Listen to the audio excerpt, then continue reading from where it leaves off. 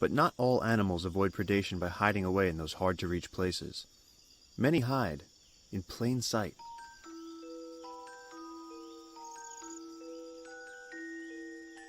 At this scale, nothing is quite what it seems.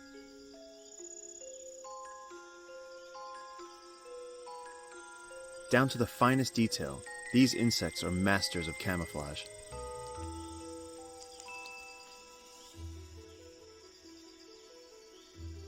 Leaf-mimicking katydids copy the vein structures of the leaves that they live on.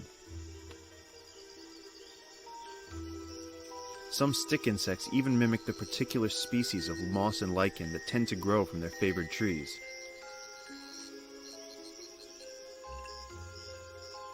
Some, like this arachnid, are predators, and others will become prey, but all are striving to remain undetected.